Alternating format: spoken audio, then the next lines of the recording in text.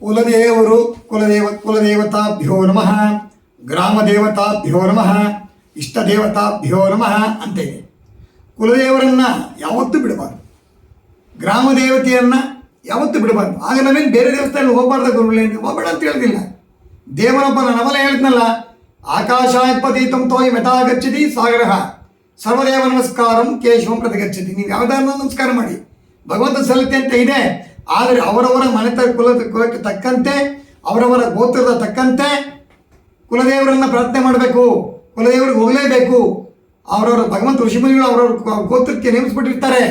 ಯಾವ ಕಾರಣಕ್ಕೂ ಕುಲದೇವರನ್ನು ಬಿಡಬಾರದು, ಗ್ರಾಮ ದೇವರನ್ನು ಬಿಡಬಾರದು. ಈಗ ಒಂದು ಇದಿದೆ, ದೇವರನ್ನ ನಾವು ಎಲ್ಲ ದೇವರನ್ನು ಪ್ರತ್ಯಕ್ಷ ನಾವು ದೇವಸ್ಥಾನಕ್ಕೆ ಹೋಗ್ಬೋದು. ನಮಗೆ ಅನುಕೂಲ ಇದೆ, ನಾವು ಅಲ್ಲೋಗೋಣ ಇಲ್ಲೋಗೋಣ, ಧರ್ಮಸ್ಥಳಕ್ಕೆ ಹೋಗ್ತಾ ಇರ್ತೀವಿ, ಶೃಂಗೇರಿಗೆ ಹೋಗ್ತಾ ಇರ್ತೀವಿ, ಹೊರನಾಡಿಗೂ ಹೋಗ್ತಾ ಇರ್ತೀವಿ, ಆಮೇಲೆ ಸಿಗಂದೂರ್ಗೂ ಹೋಗ್ತಾ ಇರ್ತೀವಿ, ಮೈಸೂರು ಚಾಮುಂಡೇಶ್ವರಿ ಹೋಗಿ ಬನ್ನಿ ಸಂತೋಷ. ನಂಜನಗೂಡಿಗೂ ಹೋಗ್ತೀವಿ, ಕಪಿಲ ಮಹರ್ಷಿಗಳು ಸ್ಥಾಪನೆ ಮಾಡ್ತಕ್ಕಂಥ ನಂಜನಗೂಡು ಶ್ರೀಕಂಠೇಶ್ವರ ಕ್ಷೇತ್ರ, ಒಳ್ಳೆ ಎಲ್ಲ ಕಡೆ ಹೋಗಬೇಡ ಅಂತ ಹೇಳಿ ನಾನು ಬಯಸೋದಿಲ್ಲ. ಎಲ್ಲ ದೇವನೊಬ್ಬ ನಾಮ ಹಲವು. ಆದರೆ ಕುಲದೇವರಿಗೆ ಗ್ರಾಮ ದೇವತೆಗೆ ಹೋಗದಿದ್ರೆ ಇವರೆಷ್ಟೇ ದೇವಸ್ಥಾನ ಹೋಗಿ ಬಂದು ಕೂಡ ಫಲ ಬರೋದಿಲ್ಲ, ಅನೇಕ ಕಷ್ಟಗಳು ಅನುಭವಿಸ್ಬೇಕಾಗತ್ತೆ. ಕುಲದೇವರು ಗ್ರಾಮ ದೇವರಿಗೆ ಶಾಪ ಕೊಟ್ಬಿಡ್ತಾರೆ ನಾವು, ಗೊತ್ತಾಯ್ತಾ? ಅದು ಹೇಳ್ತಾ ಇದ್ದೀನಿ. ಇದ್ರ ಜೊತೆಲಿ ಏನಪ್ಪ ಅಂದರೆ, ನಾನು ಒಂದು ನೆನಪು ಬರುತ್ತೆ, ಮತ್ತೊಮ್ಮೆ ಇದ್ದೇ ನಾನು ಮಾಧ್ಯಮದಲ್ಲಿ ಹೇಳ್ತಾ ಒಂದು ಕಾಣ್ತೀನಿ, ನನಗೆ ನೆನಪು ಬರ್ತಾ ಇದೆ. ದೇವರನ್ನ ತೋರಿಸುವಂತ ಕೆಲವರು ಏನು ಮಾಡ್ತಾರೆ, ಕುಲದೇವ್ರಿಗೆ ಗ್ರಾಮ ದೇವಸ್ಥಾನಕ್ಕೆ ಹೋಗೋಕ್ಕೂ ಶಕ್ತಿ ಇರೋದಿಲ್ಲ, ಪಾಪ ಅಷ್ಟು ಕಷ್ಟ ಅನುಭವಿಸ್ತಾ ಇರ್ತಾರೆ ಕೆಲವು ಪಾಪ ಬಡವರು. ಅದಕ್ಕೇನು ಗುರು ಹೇಳಿ ಪರಿಹಾರ ಅನ್ನೋಕ್ಕೆ ಸ್ವಲ್ಪ ಸರಳ ಪರಿಹಾರ ಹೇಳ್ತೀನಿ ನಾನು. ಬೆಳಗ್ಗೆ ಎದ್ದ ನಂತರ ಸ್ನಾನ ಮಾಡಿ ಭಗವಾನ್ ಸೂರ್ಯನಾರಾಯಣ ದೇವರನ್ನ ಎದ್ದ ನಂತರ ಸ್ನಾನ ಮಾಡಿ ಭಾಸ್ಕರನ್ನ ಸೂರ್ಯನಾರಾಯಣನ ಪ್ರಾರ್ಥನೆ ಮಾಡಿ ಸಾಕು. ನಮಸ್ಕಾರ ಪ್ರಿಯ ಭಾನು, ಅಲಹಂಕಾರ ಪ್ರಿಯ ವಿಷ್ಣು, ಅಭಿಷೇಕೋ ಪ್ರಿಯೋ ಹರಹ, ನಮಸ್ಕಾರ ಪ್ರಿಯ ಭಾನು, ನಾರದೋ ಕಲಹ ಪ್ರಿಯ ಅಂತ ಹೇಳ್ತೀವಿ. ಶ್ರೀಮನ್ ನಾರಾಯಣ ವಿಷ್ಣು ಎಷ್ಟು ಅಲಂಕಾರ ಮಾಡಿದ್ರು ಸಾಲದು ಅವನಿಗೆ. ಪರಮಾತ್ಮನಿಗೆ ಬ್ಯೂಟಿ ಪಾರ್ಲರ್ ಅಲಂಕಾರ ಮಾಡಿದಂಗೆ ಒಂದು ಮದುವೆ ಹೆಣ್ಣಿಗೆ ಮದುವೆ ಗಂಡಿಗೆ ಎಷ್ಟು ಅಲಂಕಾರ ಮಾಡ್ತಾರೆ, ಹಾಗೆ ವಿಷ್ಣುವಿಗೆ ಎಷ್ಟು ಅಲಂಕಾರ ಮಾಡಿದ್ರು ಶ್ರೀಮನ್ ನಾರಾಯಣನಿಗೆ ಅಷ್ಟು ಐಶ್ವರ್ಯ ಕೊಡ್ತಾನಂತೆ. ಅಭಿಷೇಕ ಪ್ರಿಯ, ಶಿವನಿಗೆ ಏನು ಬೇಕಿಲ್ಲ, ನನ್ನ ಬಿಲ್ಪತ್ರೆ ಇಟ್ಬಿಟ್ಟು ನೀರು ಕ್ಷೀರ ಇದ್ದರೆ ಜಲಾಭಿಷೇಕ ಮಾಡ್ಬಿಡಪ್ಪ, ಬಿಲ್ಪತ್ರೆ ಇಟ್ಟು ನೀನು ಸಕಲೇಶ್ವರ ಕೊಟ್ಬಿಡ್ತೀನಿ ಅಂತ ಪರಶಿವನ್ ಹೇಳ್ತಾನಂತೆ. ನಾರದೋ ಕಲಹ ಪ್ರಿಯ, ಹಾ ಕಾಂದ್ರೆ ಕಮಲಟ್ಕಂದ ಬ್ರಹ್ಮ, ಹಾ ಅಂದರೆ ಹರನಿಗೆ, ಹಾ ಅಂದರೆ ಹರ ಶಿವನಿಗೆ, ನಾನು ಲಕ್ಷ್ಮೀ, ನಾನು 3 ಜನಕ್ಕೆ ಪ್ರೇಮ ಆಗ್ತಕ್ಕಂಥವನು ಕಲಹ ಪ್ರಿಯ ಅಂತ ಹೇಳ್ತೀನಿ. ವಿಷ್ಣುಗೆ ಅಲಂಕಾರ, ಶಿವನಿಗೆ ಅಭಿಷೇಕ, ಎಲ್ಲರಿಗೂ 3 ಇಷ್ಟವಾಗಿರ್ತಕ್ಕಂಥವ್ನು ನಾರದ ಅಂತ ಹೇಳ್ತಾರೆ. ನಮಸ್ಕಾರ ಪ್ರಿಯ ಭಾನು, ಸೂರ್ಯನಾರಾಯಣ ಏನು ಬೇಕು, ಅವನು ಸೂರ್ಯನಾರಾಯಣ ನವಗ್ರಹ ನಾವು ಸ್ಥಾಪನೆ ಮಾಡಿದಾಗ, ನವಗ್ರಹ ಹೋಮ ಮಾಡಿದಾಗ ಹವಿಸ್ ಹಾಕ್ತೀವಿ, ನವಗ್ರಹ ಕಲಶೆಟ್ಟ ಮಾತ್ರ ಸೂರ್ಯ ಪೂಜೆ ಮಾಡ್ತೀವಿ. ವಿನಃ ನಾವು ಸೂರ್ಯನಾರಾಯಣನಿಗೆ ನಮಸ್ಕಾರ, ಅವ್ರು ಹೇಳ್ತಾರಂತೆ, ನಾನು ನೀನೆಷ್ಟು ನಮಸ್ಕಾರ ಆಗ್ತೀಯಾ, ನೀನು ತಥಾಸ್ತು ಅಂತ ಆಶೀರ್ವಾದ ಮಾಡ್ತೀನಪ್ಪ. ಆರೋಗ್ಯಕಾರಕ, ಅಧಿಕಾರ ಕೊಡೋರು ಸೂರ್ಯನಾರಾಯಣ. ಯಾವ ಅಧಿಕಾರ ಕೊಡ್ತಾರೆ, ಅಧಿಕಾರ ಕೊಡೋದು ಸೂರ್ಯನಾರಾಯಣ, ಆರೋಗ್ಯ ಕೊಡೋದು ಸೂರ್ಯನಾರಾಯಣ, ಅನಾರೋಗ್ಯ ಕೊಡೋದು ಸೂರ್ಯನಾರಾಯಣನೇ. ಸೂರ್ಯನಾರಾಯಣ ಮಾಂಗಲ್ಯಕಾರಕ ಅಂತ ಕರಿತೀವಿ, ಸ್ತ್ರೀಯರಿಗೆ ಕೊಡೋದು ಮಾಂಗಲ್ಯ ಹಾಕ್ಕೊಂಡಿರ್ತಾರಲ್ಲ, ಅದಕ್ಕೆ ಮಾಂಗಲ್ಯಕ್ಕೆ ಅಧಿಪತಿನೂ ಸೂರ್ಯನೇ.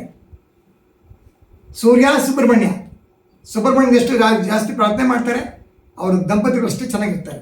ಸೂರ್ಯನಾರಾಯಣ ಯಾರೆಷ್ಟು ಪ್ರಾರ್ಥನೆ ಮಾಡ್ತಾರೆ, ಅವ್ರ ದಂಪತಿಗಳು ಚೆನ್ನಾಗಿರ್ತಾರೆ, ಜೊತೆಗೆ ಅಧಿಕಾರವನ್ನು ಚೆನ್ನಾಗಿ ಪಡ್ತಾರೆ. ಎಲ್ಲದರೂ ಧನ ಸಂಪತ್ತು, ಧನ ಕನಕ, ವಸ್ತು ವಾಹನ ಐಶ್ವರ್ಯವನ್ನು ಚೆನ್ನಾಗಿ ಪ್ರಾಪ್ತಿಯಾಗಿ ಪಡಿತಾರೆ.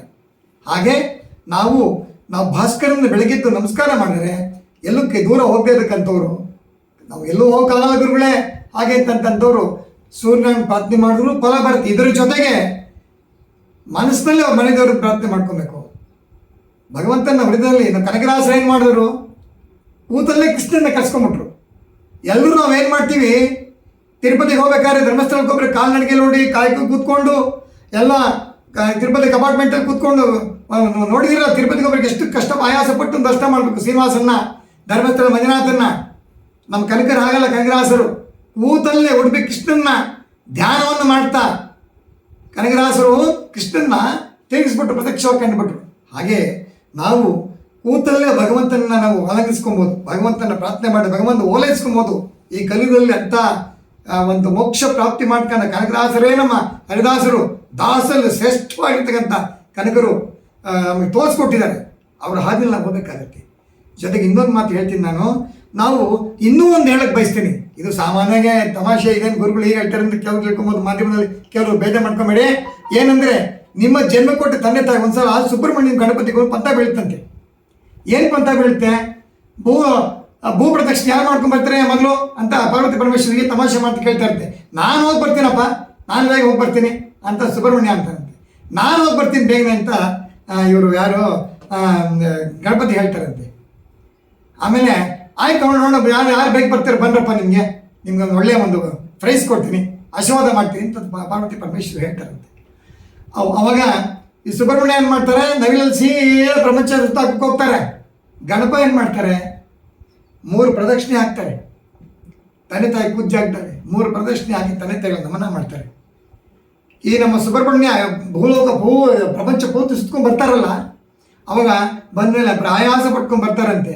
ಸುತ್ತಾಕ ಬಂದಪ್ಪ ಇರ್ತಾನೆ, ನೀನು ಎಷ್ಟು ಬೇಗ ಬಂದುಬಿಡ್ತೀರ ನೀನು ಅಣ್ಣ ಅಂದಾಗ ಅವ್ರು ಹೇಳ್ತಾರಂತೆ, ಗಣಪತಿ ಪ್ರಪಂಚ ಎಲ್ಲ ಸುತ್ತಾಕ ಬಂದಲ್ಲಪ್ಪ ನೀನು, ಅದಕ್ಕಿಂತ ದೊಡ್ಡವ್ರು ಯಾರಪ್ಪ, ಪ್ರತ್ಯಕ್ಷ ದೇವರಲ್ವೇನಪ್ಪ, ಪ್ರಪಂಚವನ್ನೇ ಸೃಷ್ಟಿ ಮಾಡ್ತಕ್ಕಂಥವ್ರು, ನೋಡಿ ಬನ್ನಿ ಅಂತ ಸುತ್ತಾಕ ನಮಸ್ಕಾರ ಮಾಡಿದ್ರು, ಅದಕ್ಕಿಂತ ದೊಡ್ಡವ್ರು ಯಾರು ಅಂದಾಗ ಸುಬ್ರಹ್ಮಣ್ಯ ಕ್ಷಮಾಪಣೆ ಕೇಳ್ತಾರಂತೆ. ಪಾರ್ವತಿ ಪರಮೇಶ್ವರ ಸಂತೋಷ ಆಗ್ಬಿಡ್ತಂತೆ. ಹಾಗೆ ನಾವು ಕುಲದೇವರಿಗೆ ಗ್ರಾಮ ದೇವತೆಗೆ ನೀವು ಹೋಗಬೇಡಿ ಅಂತ ಹೇಳೋದಿಲ್ಲ, ಹೋಗಲೇಬೇಕು. ನಾವು ವೇದಶಾಸ್ತ್ರ ಪುರಾಣದಲ್ಲಿದೆ, ಹೋಗಕ್ಕಾಗಲ್ಲ ಗುರುಗಳೇ, ಕಷ್ಟವಾಗುತ್ತೆ ಗುರುಗಳೇ ಅಂತ ದೇವ್ರಿಗಾನ ಒಂದಿಷ್ಟು ಕರ್ಪೂರ ತನ್ನ ಮೊಟ್ಟು ಕಾಲಿ ಇಟ್ಟು ಮನಸ್ಸಲ್ಲಿ ಪ್ರಾರ್ಥನೆ ಮಾಡಿಕೊಂಡು ಪ್ರತ್ಯಕ್ಷ ದೇವರು ತಂದೆ ತಾಯಿ ಇಳಿಯಾರಲ್ಲ, ಅವ್ರು 3 ಸುತ್ತು ಅವ್ರು ನಮಸ್ಕಾರ ಮಾಡಿಬಿಡ್ಲಿ, ಎಲ್ಲೂ ಫುಲ್ ಪರಿಪೂರ್ಣ ಫಲ ಬಂದ್ಬಿಡುತ್ತೆ. ಮಾತಾಪಿತೃಗಳು ಇಲ್ವಾ, ತೀರ್ಕೊಂಡಿದ್ದಾರೆ, ಹೃದಯದಲ್ಲಿದ್ದಾರ, ಅವ್ರ ಫೋಟೋ ನಮನ ಮಾಡಲಿ, ನಮಸ್ಕಾರ ಮಾಡಲಿ.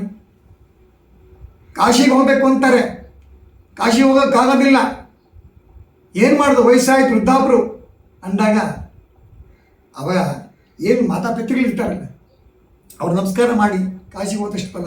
ಇನ್ನೂ ಒಂದು ಹೇಳ್ತೀನಿ ಪ್ರಿಯ ವೀಕ್ಷಕರೇ, ಒಂದು ಹಸು ಕರು ಹಾಕ್ತಾ ಇರೋ ಸಂದರ್ಭದಲ್ಲಿ, ಗೋವು ಕರು ಹಾಕ್ತಾ ಇರುತ್ತೆ, ಆ ಸಂದರ್ಭದಲ್ಲಿ 3 ಸುತ್ತು ಪ್ರದಕ್ಷಿಣೆ ಹಾಕಿ ಹಸು ಕರುವನ್ನು ಹಾಕ್ತಾ ಇರೋ ಸಂದರ್ಭದಲ್ಲಿ 3 ಸುತ್ತು ಪ್ರದಕ್ಷಿಣೆ ಹಾಕಿ ನಮಸ್ಕಾರ ಮಾಡಿದರೆ ಕಾಶಿಗೆ ಹೋದಷ್ಟು ಫಲ.